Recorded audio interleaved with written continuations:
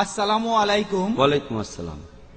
এটা সাধারণত মনে করা হয় যে টাই হলো ক্রসের প্রতীক, তাহলে আপনি কেন খ্রিস্টানদের লেবেলটা পড়েছেন?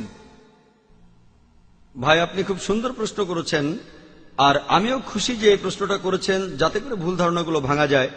আপনি প্রশ্ন করলেন যে টাই হলো ক্রসের প্রতীক, খ্রিস্টানদের প্রতীক, তাহলে আমি কেন একজন মুসলিম হয়ে টাই পরে আছি? আর আমি জানি অনেক মুসলিম মনে করেন যে টাই এটা হলো ক্রসের প্রতীক। তবে আমি বিভিন্ন ধর্মের উপর একজন ছাত্র। খ্রিস্টানদের কোন ধর্মগ্রন্থেই একথা উল্লেখ করা নেই যে গলার টাই হলো খ্রিস্টানদের ক্রসের প্রতীক।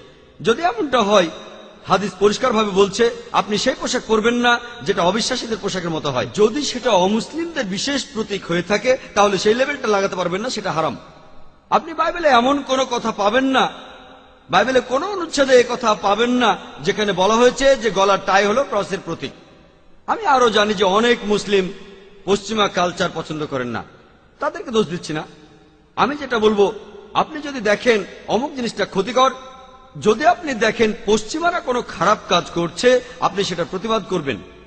কিন্তু তারা যে ভালো কাজগুলো করে তাতে কোনো ক্ষতি নেই যদি সেগুলো মেনে নেন। আর যেগুলো নিরপেক্ষ সেগুলো তো ক্ষতি নেই, এগুলো তো আপনার প্রতিবাদ করার দরকার নেই। কিছু মুসলিম পশ্চিমাদের কালচারটাকে এতটাই অপছন্দ করেন যে তারা সবকিছুতে প্রতিবাদ করে। তাই এই জিনিসটা কোনোভাবেই খ্রিস্টানদের ধর্মের প্রতীক নয়। এই প্রশ্নটা আমাকে পৃথিবীর বিভিন্ন জায়গাতে করা হয়েছে। আমি তখনও সবার সামনেই বলেছি, যদি কোনো মুসলিম এটা প্রমাণ করতে পারেন, যে কোনো সময় অকাট্য প্রমাণ করতে পারেন যে গলার টাই এটা ক্রস বা খ্রিস্টান ধর্মের প্রতীক, আমি সবার আগে টাই খুলে ফেলবো। আর আমি সবাইকে বলবো আপনারা কেউ টাই পরবেন না।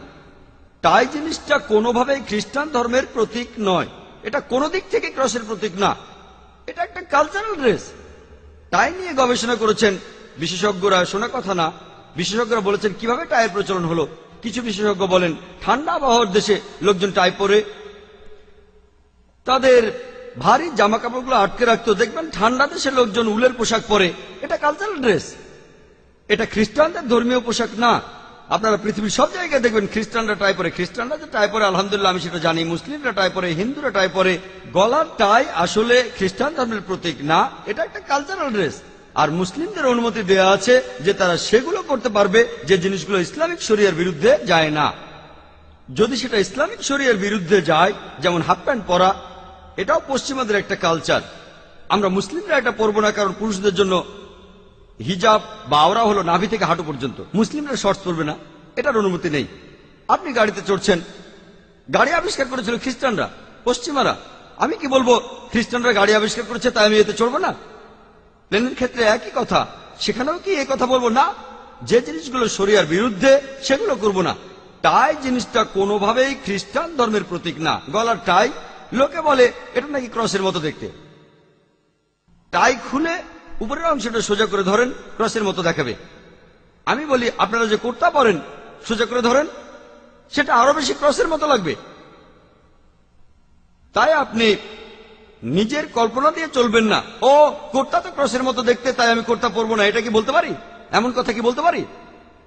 আর নবীজি বলেছেন যে পোশাক কোনো বিশেষ একটা ধর্মের প্রতীক, সেই পোশাকগুলো পরবে না।